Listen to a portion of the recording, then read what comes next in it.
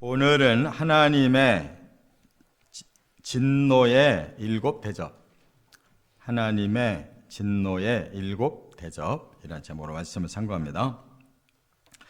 이제 본격적으로 7대접 재앙이 이제 시작됩니다. 근데 오늘 이 15장은 이제 실행 직전에 다시 한번 정리를 해주시는 말씀이에요. 그래서 우리가 계속 그 느낌이 오는 것이 이 7대접, 7째 나팔을 불면서 7가지의 대접 재앙이 이제 계속 쏟아지면 이게 말하자면 재앙, 진노의 최절정이거든요. 모든 세계가 다 이제 다 죽는 그런 과정을 7번의 대접을 쏟는 것에서 표현하기 때문에 이것을 되도록 뒤로 밀어요. 실행되는 과정을 뒤에다가 놓고, 그래서 16장부터 이제 시작되는 거고, 앞에 계속 다른 말씀을, 예비적인 말씀을 계속 하고 있어요. 왜 그러냐? 그게 목적이 아니기 때문에 그런 거예요. 하나님이 재앙을 목적으로 한다면 막 빨리빨리 그걸 보여주려고 할 거예요. 근데 결코 하나님은 재앙을 목적으로 하지 않으셔요. 구원을 목적으로 하시는 거예요. 그리고 사람들로 하여금 회개를 해서 재앙을 당할 수밖에 없었던 사람이지만 마지막에 회개하면 그들이 구원의 기회가 오는 거예요. 그렇기 때문에 이렇게 자꾸 이 마지막 재앙에 대한 얘기를 늦추고 중간 보충 계시를 계속 하는 거예요. 그 마음을 알아야 되고, 또 하나는 이 힌트가, 이 3가지 중요한 힌트가 있어요. 단어가 이게 반복되고 있어요. 그 하나가 화라는 단어예요. 화가 3차례 화가 있다는 거예요. 그런데 이제 3차례 화 중에 3번째 화를 지금 남겨놓고 있는 거란 말이에요. 하나님이 화를 바라시면 끝장나는 거거든요. 지금 2째 화까지 다 지나갔단 말이에요. 마지막 화, 이게 7번째 나팔이 부러지고 7대접 재앙이 쏟아지는 게 그게 마지막 화예요. 그걸 하나로 그냥 묶어서 말씀하고 있어요. 왜냐하면 모든 게 끝장나니까. 그게 마지막 3번째 화거든요. 그것이 이제 시작되는 찰나예요. 또 하나는 진노라는 게 있어요. 진노. 바로 오늘 본문에 이제 본격적으로 진노라는 말씀을 지금 하고 있는데, 이거는 어디서부터 시작됐느냐? 계시록 6장 16절에 6째 인이 떼어질 때 그 진노라는 말을 시작하셨어요. 그게 뭐예요? 6째 인이 예수님이 떼니까 큰 지진이 땅에서 일어났는데 천지에 괴벽이 일어난 거예요. 괴벽. 해, 달, 별, 하늘, 산, 섬, 그냥 다 헝클어지는 얘기가 나오잖아요. 그것이 이제 이 마지막 대접 재앙에서 결판 나는 거란 말이에요. 그 현상이. 그래서 6째 인에서 일어난 일을 나팔재앙에서 더 확대해서 결국 사람들이 3분의 1이 죽더라. 모든 자연 환경과 함께. 그러더니 지금 마지막 대접재앙에서는 모든 환경이 다 파괴되고 결국 사람 사는 큰 도시가 완전히 세계로 다 파괴돼서 다 끝장나더라, 이렇게 말하거든요. 그래서 그 첫 번째를, 그 진노를 계시록 6장에서 말씀했단 말이에요. 그 다음에 이제 또 11장에서 또 말씀을 해요. 왜냐? 그게 바로 7째 나팔을 불었다 할 때 진노를 또 한 번 말씀한다고요. 그러니까 중요 항목에서 탁탁 이 진노로 좀 짚어주시는 거예요. 그런데 바로 오늘 보니까 진노의 대접이라는 말이 이제 드디어 나온 거예요. 깨달으시 바랍니다. 이것이 요한계시록을 풀어가는 중요한 단어란 말이에요. 하나님이 진짜로 무서운 재앙이 쏟아지는 그 단계마다 진노를 말씀하는데, 오늘은 그거를 이제 구체적으로 진노의 7 대접이라고 노골적으로 밝혀놓으셨어요. 이게 3번째. 그래서 이제 오늘 또 하나 이제 이적이라는 단어가 또 나오는데, 이것도 이제 3번의 큰 이적이 나와요. 첫 번째 이적이 뭐였느냐? 이 계시록 12장에 보면 해를 옷 입은 한 여자가 나왔다 그랬어요. 그게 뭐예요? 예수 그리스도, 이 땅에 메시아를 보내기 위한 하나님이 택하신 선민들, 하나님의 그 믿음을 간직하고 있는 그 선민들이 쭉 이어져서 그 속에서 예수님 오시잖아요. 그런데 그때 큰 이적이 일어났다고 그러는 거예요. 그 왜 그렇겠어요? 인류에게 구원의 기회가 온 거예요. 그 여자가 낳은 그 아이가 바로 인류를 구원하는 대변혁이 일어나는 거기 때문에 큰 이적이라고 그랬어요. 그런데 또 2번째 이적이 일어났다니, 큰 이적이. 그거는 12장의 3절에 나와요. 그건 뭐냐? 큰 붉은 용이 나타난 거예요.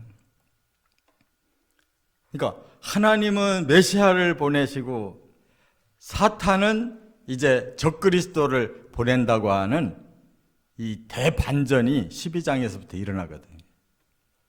그게 큰 붉은 용이고, 첫째 짐승 적그리스도, 2번째 짐승 거짓 선지자예요.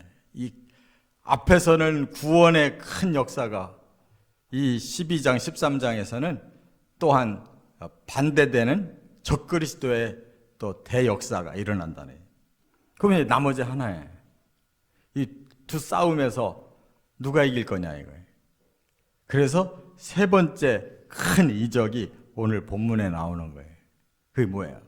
하나님이 결국은 그 악한 자들에게 진노의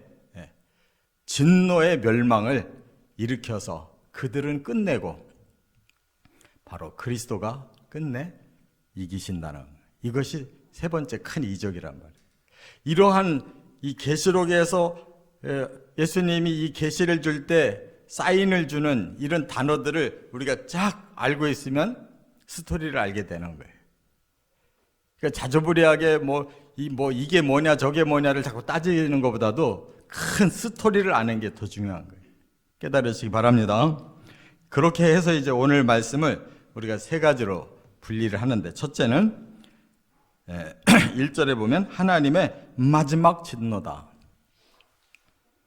이 마지막 진노라는 것을 하나님이 오늘 밝히셨어요. 1절에 보니까 또 하늘에 크고 이상한 다른 이적을 보매 7 천사가 7 재앙을 가졌으니 곧 마지막 재앙이라 하나님의 진노가 이것으로 마치리로다.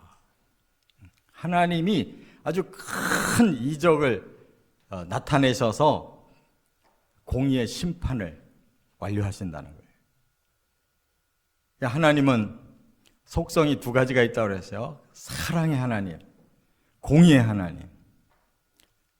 드디어 메시아를 보내셔서 사랑으로 우리를 구원하시는데, 불의한 자가 나타나서 그것을 방해할 때 이제 공의로 마지막 재앙, 마지막 진노를 쏟아서 그것들을 멸해버리고 사랑과 공의로 예수 그리스도의 구원을 우리에게 완료시켜 주신다, 그 말이에요. 그렇기 때문에 우리는 이 마지막 재앙이라는 거, 이 진노가 이것으로 끝난다는 것에서 희망을 발견해야 돼요. 이 세상이 이렇게 진행되는 걸 보면 점점 암울해지죠. 지금 여기에 몇십 년을 살았던 연세가 많은 분은 한 80년을 살았을 수가 있는데, 80년 살고 나서 가만히 뒤돌아보니까 세상이 살만한 세상입니까? 살만했어요? 점점 더 힘들어요. 물질적으로는 더 풍성하게 살지 몰라요, 우리나라 사람들은. 옛날에 못 살 때가 아주 심각했기 때문에 지금 너무 잘 살고 좋은 세상이라고 할지 몰라도 영적으로는 더 혼란한 세상이에요. 그러니까 인생을 아무리 살아도 역사가 아무리 진행돼도 이 세상은 결코 희망적이질 않아요. 그것을 우리 하나님께서 아시고 해결하기 위해서 메시아를 2000년 전에 보내셨어요. 그리고 이 마지막 때 적그리스도가 그 악한 괴계를 이제 본격적으로 이제 드러내서 세상을 뒤집을 참여해요. 그래도 그 환난의 날을 하나님께서, 예수님께서 좀 줄이겠다고 그랬어요. 이 마지막 이 환난, 이 재앙이 이제 이것으로 끝이다 그러니까 우리에게는 희망이 나오는 거예요. 뭐 구원이 우리들에게 완료될 것이라는 것이 가까워졌다는 말이에요. 그렇기 때문에 이 재앙만 쳐다보고 무서워하지 마시고 이 재앙을 통과해서 우리 예수님이, 우리 하나님이, 성령께서 진정으로 우리에게 주실 그 구원이 우리에게 다가오고 있다는 것. 재앙은 반드시 끝이고 영원한 구원과 생명이 우리에게는 시작되는 기점이 다가오고 있다는 것. 그걸 꼭 깨달으시기를 바랍니다. 두 번째, 2절부터 4절에 보면 이제 그 예표를 보여주셨어요. 2절부터 4절에 보니까 진노를 벗어난 자들의 노래가 나와요. 근데 그 상황에서 실제로 이 진노를 벗어난 구원받은 사람들이 여기 나타났어요. 그들이 노래를 부르고 있어요. 자, 여기 보니까 2절에 뭐라고 그랬어요? 또 내가 보니 불 섞인 유리바다 같은 것이 있고, 유리바다에 불이 섞여 있대요. 그럼 이거는 편안한 상황이 아니에요. 유리바다는 평안한 거예요. 왜? 이 천국을 보니까 수정같이 맑은 그 유리바다예요. 천국 바닥은. 그런데 여기에 불이 섞여 있다는 건 뭔가 지금 전쟁이 일어난 흔적이에요. 그 가상자리에 짐승과 그의 우상과 그의 이름의 수를 이기고 벗어난 자들이 유리바다의 가상자리에 서서 하나님의 검은고를 가지고 하나님의 종 모세의 노래, 어린 양의 노래를 부르더라 그랬어요. 이기고 벗어난 자들, 이 말이 뭐예요? 적그리스도가 완전히 장악을 해가지고 그 우상에게 이적을 일으켜서 모든 사람들이 다 적그리스도의 우상에게 절하고, 또 여기 보니까 그 이름의 수, 그게 뭐예요? 표. 적그리스도의 표를 받게 했잖아요. 그 표로 모든 사람들을 다 통제할 때 거기에 이제 하나님을 경외하는 그리스도인들은 그때 깨닫고 거부해야 되거든요. 뭘로 거부하겠어요? 근데 이들이 이겼다는 거예요. 두 가지가 있어요. 그 상황에서 예수님이 휴거를 시켜가지고 그 환난에서 이제 죽을 수밖에 없을 때 살려내는 방법이 하나 있고, 또 하나는 죽는 방법이에요. 믿음을 끝까지 사수하고 죽음으로써, 믿음을 지킴으로써 이기는 방법이 있어요. 그래서 성경학자들마다 이 말씀이 둘로 갈라져요. 어떤 분들은 휴거돼 가지고 이겼다. 어떤 분들은 믿음을 끝까지 가지고 순교해서 이겼다. 근데 저는 이러면 어떻고 저러면 어때? 여기서 살아난다고 뭐 버티고 산다고 해서 뭐 희망 낙이 있어요. 아니면 이 순간을 모면하지 않고 오히려 순교를 했을 때 오히려 하나님 앞에 환난은 잠깐이고 순교의 그 축복은 엄청난데, 휴거를 하면 어떻고 순교를 하면 어떠냐고. 이 막바지에 그거 가지고 싸울 일이 아니에요. 저 같으면은 계속 버텨서 휴거되는 것보다는 그냥 믿음 지키고 죽여주면 좋을 것 같아. 지금 사람의 목숨이 경각에 있는데 뭐 살아서 휴거되냐, 그들에게 살해당해가지고 순교하냐가 뭐 큰 의미가 없어요. 중요한 건 둘 다 이기는 거라는 거예요. 여기 보니까 이겼다고 그랬어요. 이겼다. 이게 중요해요. 이게 니카오라는 단어를 썼는데 이거는 전쟁에서 승리했다는 뜻이에요. 근데 지금 이 상황이 맞붙을 수 있는 전쟁의 상황이냐고요. 그들의 수하에서 우리가 표를 안 받았더니 모든 그런 불이익을 당하고 수색을 당해서 붙잡혀 죽을 상황인데 휴거될 수도 있고 순교 당할 수도 있지만 둘 다 공통점은 이긴 것이다. 믿음으로 이긴 것이다. 버텼기 때문에. 그게 그래서 벗어났다는 거예요. 뭘 벗어나? 진노를 당할 그 자리에서 벗어났어요. 우리는. 이게 순교가 벗어나는 방법이에요. 휴거되면 확실하게 예수님이 벗어나게 한 것이고. 할렐루야. 어떻든 이 자리에 서 있는 사람들이 복 있는 사람들이에요. 근데 저는 바로 앞장의 말씀을 인용해서 본다면 순교예요. 왜? 앞에 14장 13절에 뭐라고 그랬어요? 기록하라. 지금 이후로 주 안에서 죽는 자들은 복이 있도다라고 선언하셨잖아요. 이제는 예수를 끝까지 붙들고 순교당하는 자들이 주 안에서 죽는 자들이 복되다 그랬는데 굳이 뭐 사느냐 죽느냐가 지금 중요한 게 아니에요. 예수 안에 있느냐가 중요하다 그 말. 그래서 바로 그들이 벗어났다고 그랬는데 그들은 화를 벗어난 자들이고 진노를 벗어난 자들이에요. 그들이 노래를 불렀다는 거예요. 근데 의미심장한 노래 뭐라고? 여기 보니까 무슨 노래를 불렀냐면 두 가지 노래, 모세의 노래와 어린 양의 노래라고. 모세의 노래는 출애굽기에 나와요. 15장에. 그 상황이 어느 상황이냐?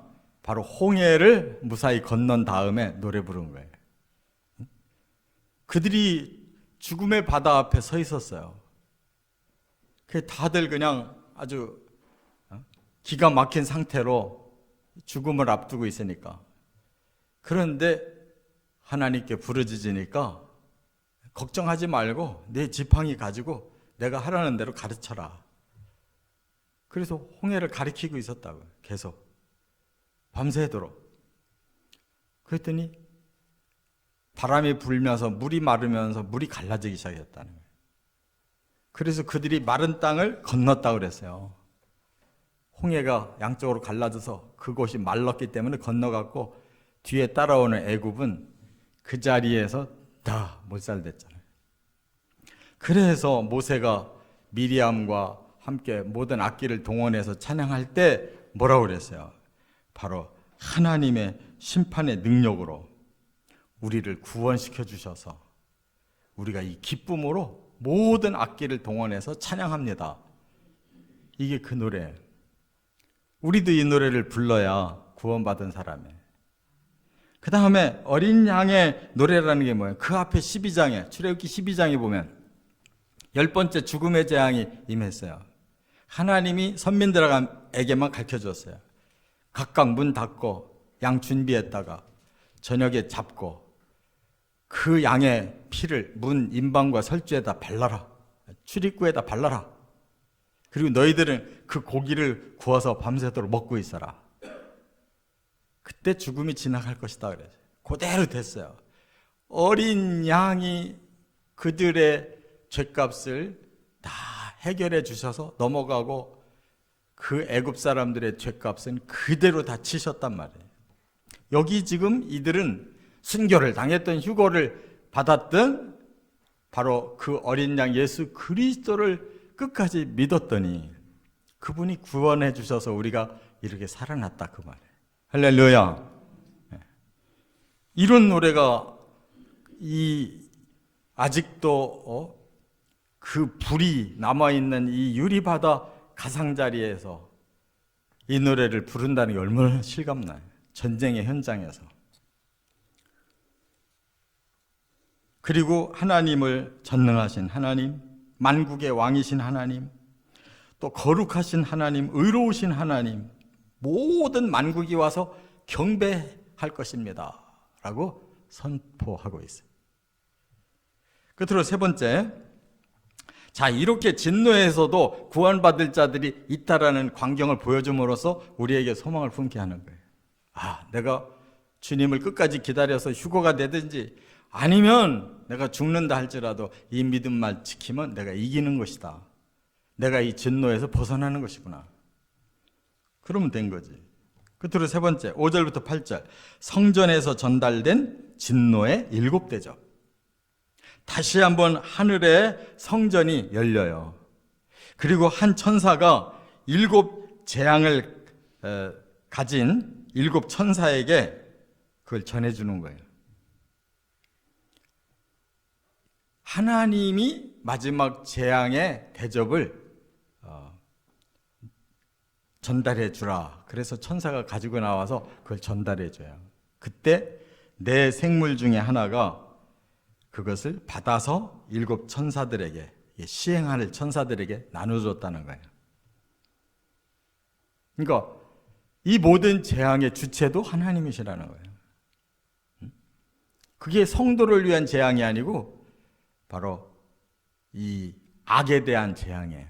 악을 완전히 심판하는 재앙을 하나님이 이제 시행하셨다고 말해요. 출발하셨어요. 그것이 맞춰질 때까지는 성전을 출입할 수 없다. 그게 뭐예요? 모든 악을 심판한 후에 이제 성전으로 사람들이 들어올 것이다. 구원받은 자들만이 들어오게 될 것이다. 그런 뜻이에요. 악한 자는 일체 들어올 수 없는 곳.